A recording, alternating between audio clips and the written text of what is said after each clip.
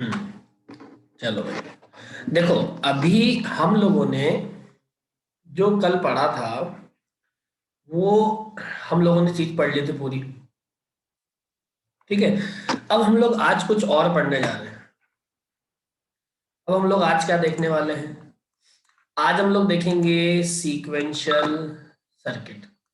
अब क्या होता है सीक्वेंशियल सर्किट, वो देखते हैं। देखो, दो तरीके के सर्किट डायग्राम होते हैं। एक तो जो हम लोगों ने पढ़े, और एक आता है आपके पास सीक्वेंशियल सर्किट। तो जो हम लोगों ने सर्किट डायग्राम पढ़ लिए, एल्जेब्रिक सर्किट जिसको बोल रहे हैं वो, और इन सीक्वेंशियल सर्किट में क्या डिफरेंस है उसकी बात करें।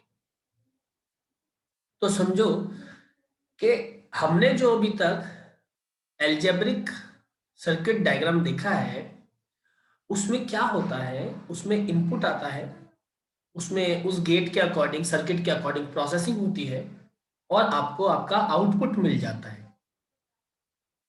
लेकिन वो प्रोसेसिंग का रिजल्ट कहीं होल्ड नहीं होता है, कहीं होल्ड नहीं होता, और ना ही उसका जो आउटपुट है किसी और के लिए, अभी तक हमने जितना भी देखा है उसमें किसी और के लिए कभी भी इनपुट नहीं बनता। तो सीक्वेंशियल सर्किट में क्या होता है? सीक्वेंशियल सर्किट में इनपुट तो आता है, इनपुट का आउटपुट भी आता है, लेकिन आउटपुट को होल्ड करने के लिए हमारे पास मेमोरी भी होती है। आउटपुट को होल्ड करने के लिए हमारे पास मेमोरी भी होती है। एल्जेब्रिक जो सर्किट हम लोगों ने पढ़ा है उसमें सिर्फ इनपुट, प्रोसेस, आउटपुट, ये आपका रिजल्ट है। Happy Makar Sankranti to all of you, thank you so much. Input को होल्ड करने के लिए कुछ वहां पे नहीं होता, ना प्रोसेस को ना आउटपुट को होल्ड करने के लिए, सीधा सा इनपुट, सीधा सा प्रोसेस, और आउटपुट आपके पास रिजल्ट में आता है। लेकिन जो सीक्वेंशियल सर्किट है बच्चों, इस सीक्वेंशियल सर्किट में एक्चुअल में क्या होता है, और कि मैंने बताया एक तो मेमोरी होती है, और जो आपका एल्जेब्रिक सर्किट डायग्राम था, बहुत मैसेज है, एल्जेब्रिक सर्किट डायग्राम में आप लोगों ने क्या पढ़ा है? एल्जेब्रिक सर्किट डायग्राम में आप लोगों ने देखा है सीधा सीधा सा आउटपुट निकल रहा है, उसे हम सिर्फ आउटपुट बोल रहे हैं, नथिंग एल्स, इससे ज्यादा कुछ भी नहीं बोल रहे। लेकिन सीक्वेंशियल सर्किट डायग्राम में हम लोगों को आउटपुट में नेक्स्ट स्टेट मिलेगी, प्रेजेंट स्टेट हम लोगों को देखनी पड़ेगी, कॉम्बिनेशंस हम लोगों को देखने पड़ेंगे इनपुट के कॉम्बिनेशंस के बिहाफ पे हम लोग डिसाइड करेंगे कि हमारी प्रेजेंट स्टेट क्या है और हमारी नेक्स्ट स्टेट क्या होगी। तो वो जो नेक्स्ट स्टेट आने वाली है वो नेक्स्ट स्टेट आपका आंसर होगी। यहाँ पे हम लोग उसको नेक्स्ट स्टेट बोलते हैं, और जो प्रेजेंट स्टेट है वो भी हमारे साथ प्रोसेसिंग में ऐड हो जाती है। मेमोरी यहाँ पे होती है होल्ड करने के लिए रिजल्ट को, ताकि वो रिजल्ट वापस से प्रोसेसिंग में जाता है, और हम लोगों को जब तक नेक्स्ट स्टेट नहीं मिलती है हम लोग उसको प्रोसेसिंग को चलाते हैं। वो नेक्स्ट स्टेट ही हमारा आंसर होता है। तो कुछ चीजें देखें यहाँ पे कि क्या होती है, कुछ चीजों पे हम लोग बात कर रहे हैं उसको ध्यान से समझेंगे। सीक्वेंशियल सर्किट की हम लोग बात कर रहे हैं, तो सीक्वेंशियल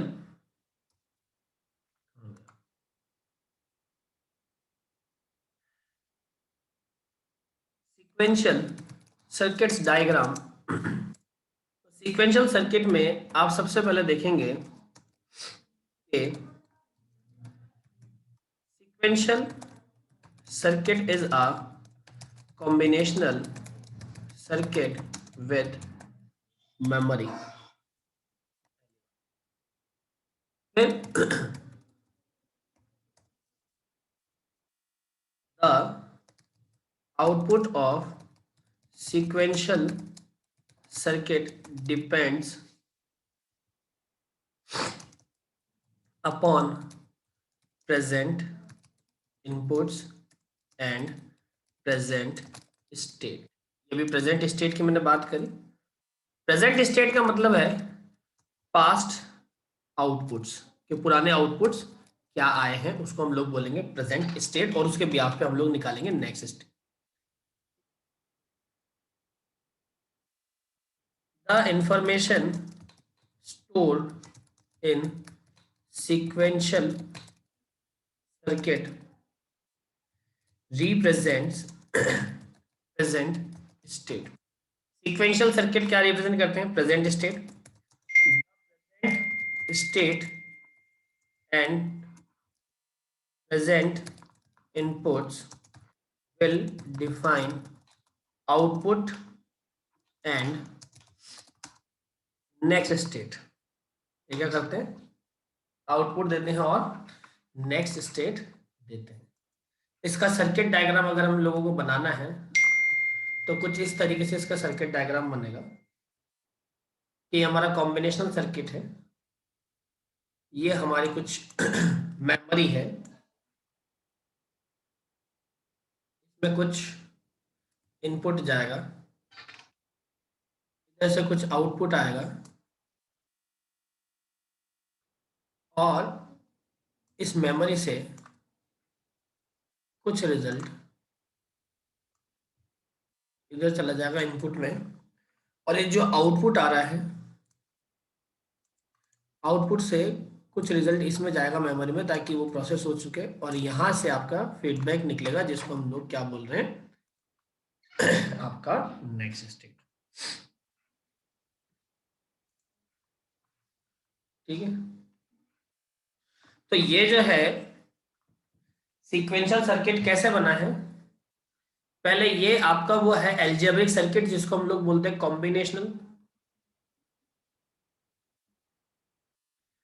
कॉम्बिनेशनल सर्किट।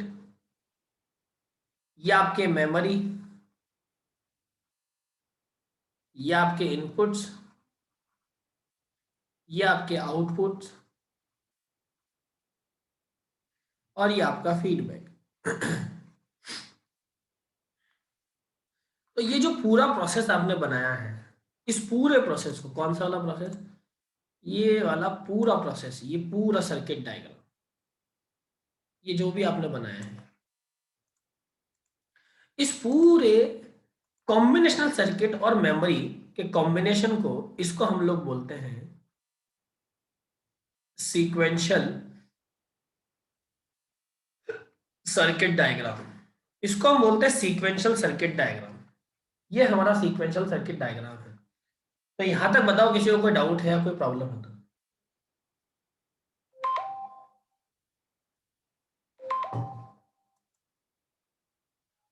यहां तक क्लियर है सभी को? यस और नो?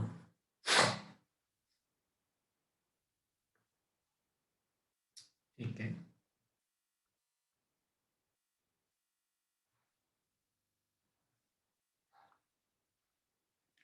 अगर यहां तक क्लियर है तो अच्छी बात है, नोट कर लो फिर इसको।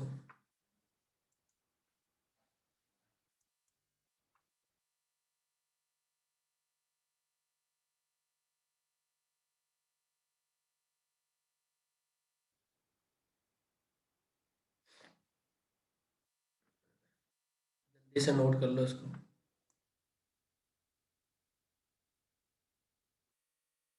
और भी किसी को कोई डाउट हो और तो पूछ लो, वरना ये तो मैंने आपको बता ही दिया।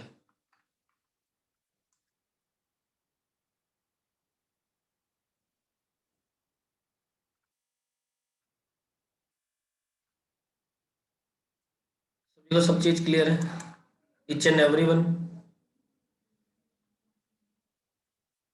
तो इसको नोट कर लो भाई। कॉम्बिनेशनल और सर्किट और मेमोरी का जो कंबाइंड मैप होता है या जो डायग्राम होता है, उसी को हम लोग सीक्वेंशियल सर्किट बोलते हैं। कॉम्बिनेशनल सर्किट्स में सिर्फ इनपुट और आउटपुट होता है और प्रोसेस होता है, और सीक्वेंशियल सर्किट में इनपुट आउटपुट प्रोसेस के साथ में यहाँ पे मेमोरी भी होता है, जो हमारे आउटपुट को होल्ड करती है, जो कि इधर वापस से इनपुट बनता है, और जो रिजल्ट हमारे पास निकलता है that is your next state.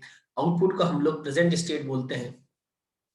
ठीक है, और जो इनपुट है उसको हम लोग प्रेजेंट इनपुट बोलते हैं। तो यहाँ पे दो अलग अलग बातें हम लोगों को देखने को मिलती है। तो अभी भी अगर किसी के मन में कोई डाउट है सीक्वेंशियल सर्किट के डायग्राम को लेके, ब्लॉक डायग्राम को लेके, तो आप पूछ लो, वरना हमारा जो ये पार्ट स्टार्ट हुआ है फ्लिप फ्लॉप, ये हमारा लास्ट पार्ट है फ्लिप फ्लॉप, और जैसे ही हमारे सारे फ्लिप फ्लॉप्स खत्म हो जाएंगे, कंप्लीट हो जाएंगे, तो हमारा सिलेबस भी ओवर हो जाए। फ्लिप फ्लॉप वाला पार्ट थोड़ा सा चलता है, इसमें थोड़ा सा समझने वाली बातें हैं, तो इसीलिए ध्यान से समझते चले जाइएगा।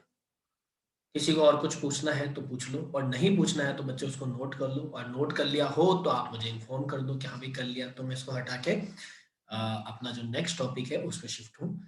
S R flip flop third year वालों ने पढ़ा ही होगा, लेकिन एस आर फ्लिप फ्लॉप पढ़ने से पहले हम लोग एस आर लैच देखेंगे कि लैचिंग क्या होती है। हाँ भाई, तो नोट कर लिया क्या आप सभी ने? सभी ने नोट कर लिया क्या, ये बताओ।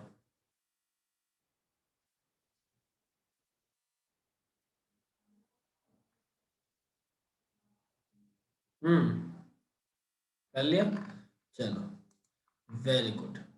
एक मिनट रुको, मैं सब हटाता हूँ यहाँ से।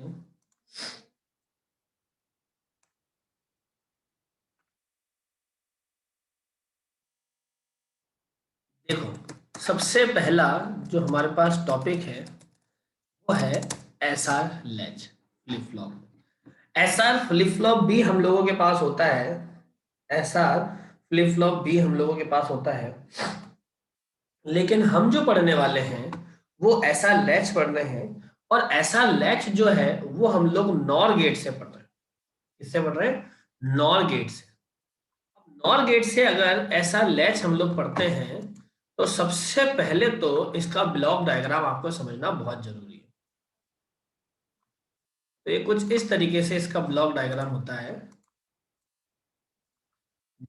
कि ये इस तरीके से दो इनपुट अपने अंदर लेता है, और इधर से दो आउटपुट आप लोगों को देता है। ये इसका एक ब्लॉक डायग्राम है, जिसमें इन इनपुट्स का नाम रहता है एस और आर। आप चाहे तो बाहर भी लिख सकते हैं, चाहे तो अंदर भी लिख सकते हैं। ये रहता है क्यू, और ये रहता है क्यू नॉट। दो स्टेट निकालता है, क्यू और क्यू नॉट। ये पहला इसका ब्लॉक डायग्राम रहता है। दूसरा, हम लोग इसका लॉजिक सर्किट अगर बनाएंगे, लॉजिक सर्किट किसका बना रहे हैं? ऐसा लैच का बना रहे हैं, ध्यान रखना।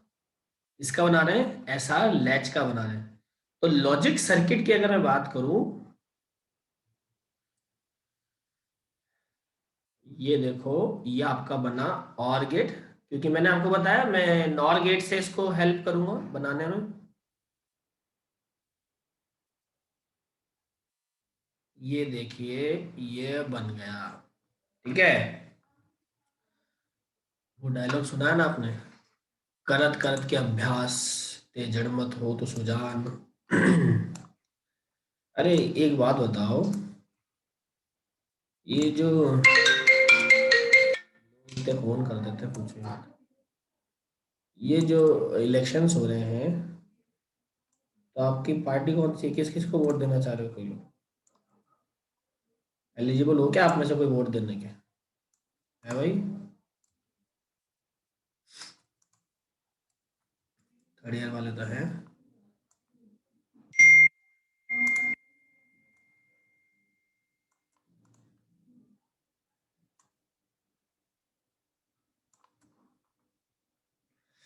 अरे ये उल्टा जोड़ दिया।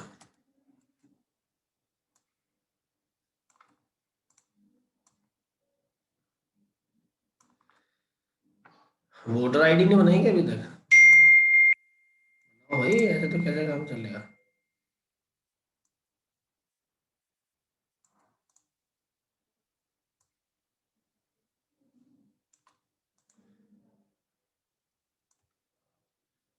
अच्छा, ऐसे ही साल हुए क्या?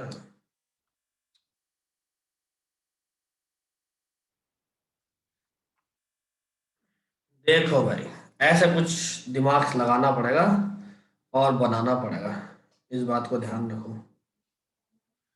तो ये आपके पास एस है, ये आपके पास आर है, ये आपके पास क्यू एन आएगा स्टेट, और एक आएगा क्यू एन का नॉट। क्यों? क्योंकि इस लॉजिक डायग्राम में देख लो आप, क्यू एन और क्यू एन नॉट कैसे रिप्रेजेंट कर रहा है। सबसे पहली बात इस जीवन में कि आपको यहाँ पे जो मैंने अभी बताया है इसमें कोई तकलीफ कोई परेशानी है तो मेरे से पहले पूछो। कोई परेशानी है तो पूछो।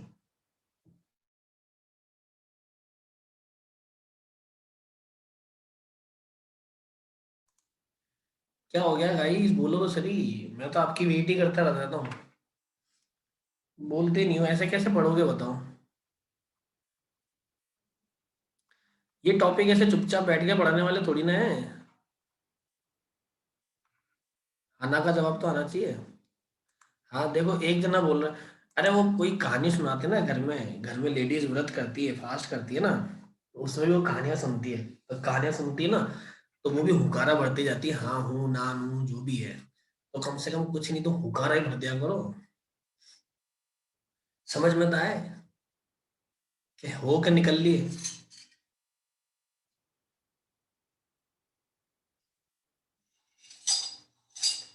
अगर हमारे बैठे बैठे निकल ली तो दिक्कत हो जाएगी। इसलिए हुकारे भरते रहा करो कि हाँ भाई हम हैं, हाँ भाई हम हैं। तो समझ में आता है कि हाँ भाई आप हो। हाँ ऐसे जिंदा हो तो समझ। कैसे सबूत मिलेगा मुझे? या तो अपने वीडियो ऑन करो, जैसे ये देखो मैंने कर लिया, तो पता पड़े कि हाँ भाई जिंदा है। मैं तो बोल रहा हूँ, अपन तो बोलते भी नहीं हो। पता पड़े बैठे बैठे क्लास देखते देखते निकल गए तो जीवन में दिक्कत हो जाएगी बहुत बड़ी। तुमसे अच्छी औरतें सही हूँ हाँ हूँ करते रहते कहानी सुनाते हैं। चलो बोलो भाई, बोलने से क्या समझ में आता है कि हाँ भाई बच्चे पढ़ रहे हैं। वरना फिर लाइव क्लास का मतलब क्या है? ऐसे तो मस्त रिकॉर्डेड लेक्चर दो, टीचर भी फ्री, आप भी फ्री, टीचर के भी मजे आपके भी मजे, दोनों के जीवन में ऐश हो जाएंगे। एक बार रिकॉर्ड करा और झंझट खत्म, है ना? देखो अब तो टेबल को समझना भाई। ये एस, ये आर, ये क्यू एन, और भैया ये क्यू एन का नॉट। यही है आपके डायग्राम में, सर्किट डायग्राम यही है। बहुत मैसेज आएंगे आज, मकर संक्रांति है ना। एक तो 15 अगस्त को, 26 जनवरी को देश में देशभक्ति जागती है। इसी दिन लोगों को हमला करना चाहिए, सारे देशभक्त मिटा देंगे सारे दुश्मनों को एक ही बार। एक तो ये देशभक्ति तब जागती है, और एक लोगों को याद तब आती है जब कि कोई ऐसे फेस्टिवल हो जाए बस। बाकी तो आप 50 मैसेज कर दो, किसी को रिप्लाई एक का ही नहीं आना। देखो बेटा, यहाँ पे चलो कौन बताएगा थर्ड ईयर में से कि कितने इनपुट होंगे? थर्ड ईयर वालों ने पढ़ रखा है ना, बताओ कितने इनपुट होंगे? किसी को भी याद हो तो बताओ कितने इनपुट होंगे? यहाँ पे एस आर 2 इनपुट होंगे, S R Q N 3 input होंगे, S R Q N Q not 4 input होंगे। कितने इनपुट हम लेंगे? हम लोग किसको इनपुट मान के काम करेंगे बताओ थर्ड ईयर वालों में से? है ना थर्ड ईयर वाले इधर? अब तो तुम्हारी जबान चली गई ना पेट में थर्ड ईयर वालों की, असलियों में फंस गई होगी, निकल ही नहीं रही होगी। देखो आया मिस्टर तुषार का आंसर आया, 2 इनपुट एस और आर। और बताओ, ये अनुसुईया भी तो पढ़ती है देखो।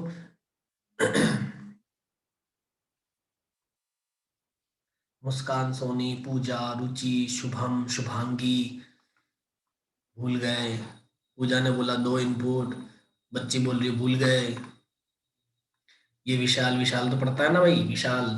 तो क्या बताओ?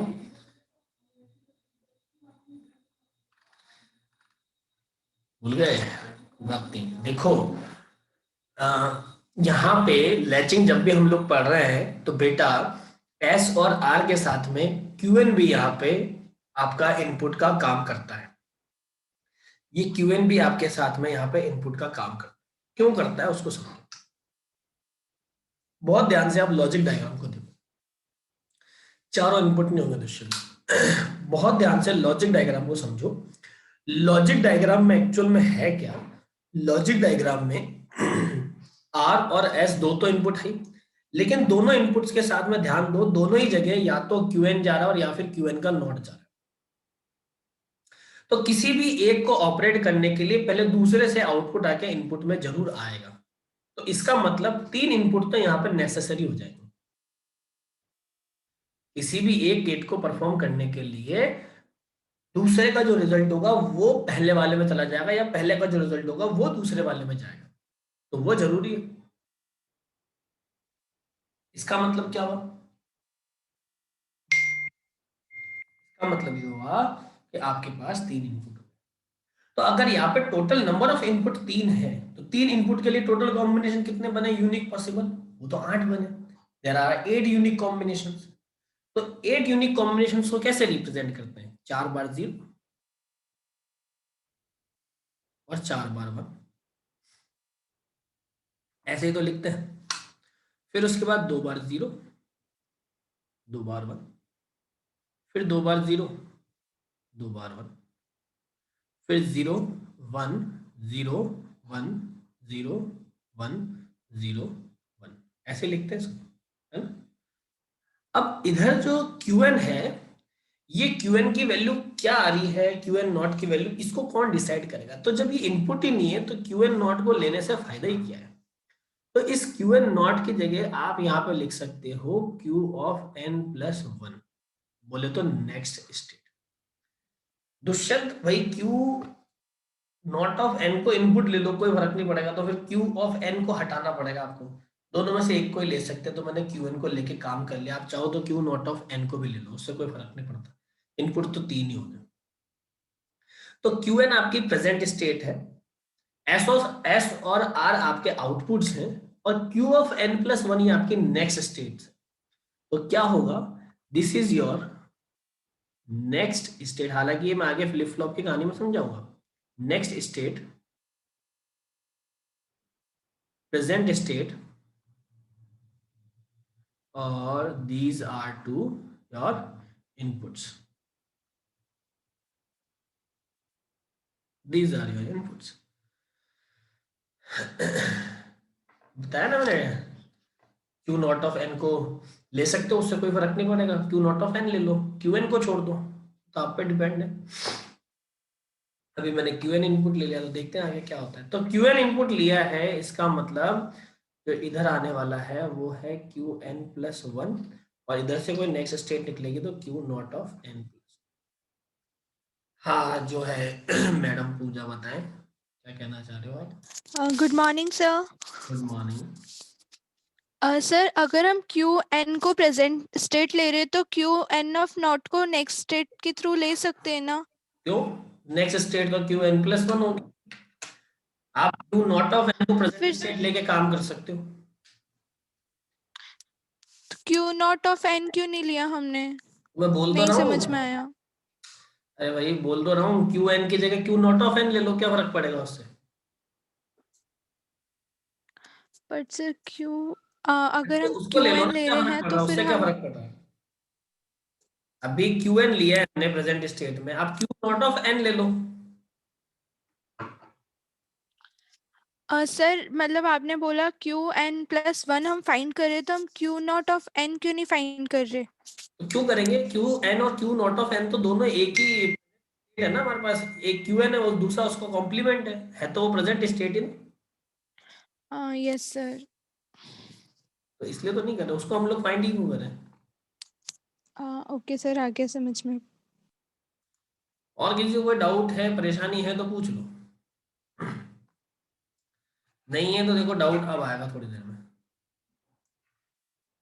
ये टेबल मैं पूरी कर रहा हूँ, क्यू एन प्लस 1 कैसे आएगा वो समझो। तो इधर हम लोग इस टेबल को पहले छोटे छोटे पार्ट में डिवाइड कर लेते हैं।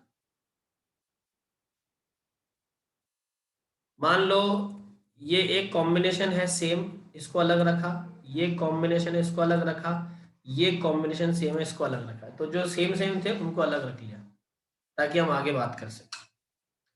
अब देखो आप यहाँ पे केसेस को डिस्कस करेंगे, कौन कौन से केसेस है। तो पहला केस है जब s की वैल्यू 0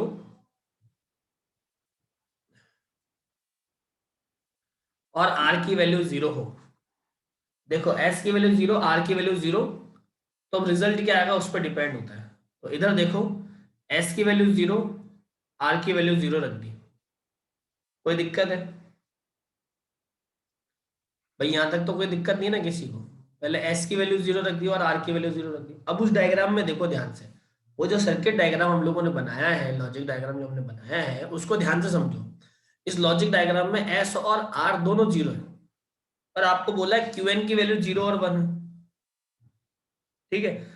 तो अगर हम लोग बात करें एस और जो ये 0 है, तो आप ध्यान दो, आपके जो नेक्स्ट स्टेट आने वाली है क्यू एन प्लस, वो क्या आने वाली है, नेक्स्ट स्टेट क्या आने वाली है उसको समझते, ठीक है।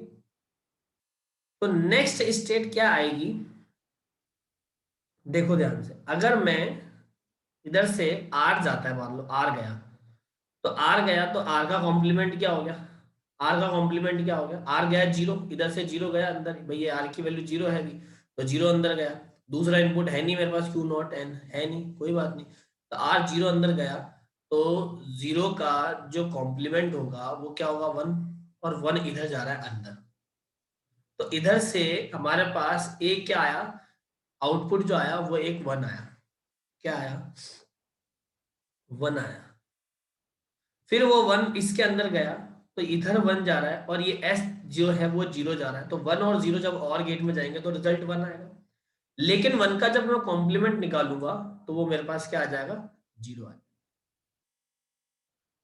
हरी बात समझ में, वो क्या आ जाएगा, 0 आ जाएगा। या फिर मैं इसको ऐसे भी समझ सकता हूं, अगर आपको ये नहीं समझ में आ रहा और मेरे को क्यू एन प्लस 1 निकालना है, तो मैं इसको सबसे इजी वे में अगर मैं समझाऊं तो आप ऐसे समझो कि क्यू एन प्लस 1 अगर मुझे निकालना है, तो क्यू एन प्लस 1 कहां पे रखा है, तो क्यू एन प्लस 1 यहां रखा है, मतलब इधर का जो आउटपुट बाहर आएगा वो मेरा आंसर हो। अगर आप ऐसे नहीं समझ पा रहे तो ये सबसे इजी वे है जो मैं समझाने जा रहा हूँ। क्यू एन प्लस मैंने हमारा कहाँ रखा है, Q N plus 1, N plus 1 मेरा वहां है, और वहां जो आउटपुट आएगा वो मेरा आंसर होगा। तो इसका मतलब इधर से मेरे को कुछ नहीं देखना है, इधर से देखना है एस 0 गया, 0 का कॉम्प्लीमेंट निकला 1, तो इधर से 1 आउटपुट आ गया। अब ये जो क्यू एन नॉट है, और ये देखो ये इधर से गया क्यू एन नॉट, मतलब 1 आ गया, तो इधर से क्यू एन नॉट अंदर गया, और इधर से आर 0 जा रहा है, ठीक है। तो आर 0 जो हमारे पास ये कॉम्प्लीमेंट है, यहां पे हम लोग इसको लिखेंगे, जो कॉम्प्लीमेंट है तो वो क्या लिखेंगे, देखो एक तो हमारे पास ये 1 जा रहा है और एक जा रहा है क्यू एन नॉट, तो इसको लिखेंगे 1 प्लस का क्यू एन नॉट, और क्योंकि पूरे पे नॉट लगाया तो ये पूरे का कॉम्प्लीमेंट, और 1 में किसी भी चीज को ऐड करोगे तो 1 आएगा, और 1 का जो कॉम्प्लीमेंट होता है वो 0 होता है। तो अगर क्यू एन की वैल्यू 0 है तो रिजल्ट 0 आएगा, क्यू एन की वैल्यू 1 है तो रिजल्ट 1। आई थिंक सो आप लोगों को अभी ये समझ में नहीं आया है, am I right or not?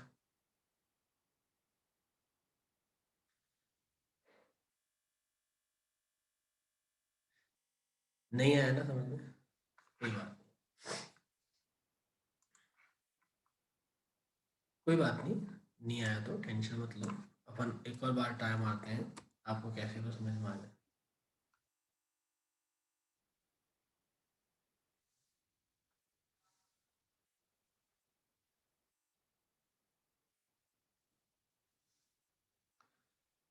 चलो एक और तरीके से मैं समझाने की कोशिश करूँ,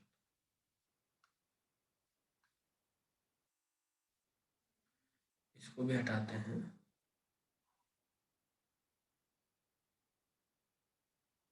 इसको भी हटाते हैं अभी के लिए,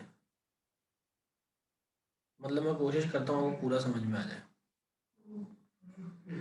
और नहीं आएगा तो हम लोग कल की क्लास में तो करेंगे इसको आगे कंटिन्यू।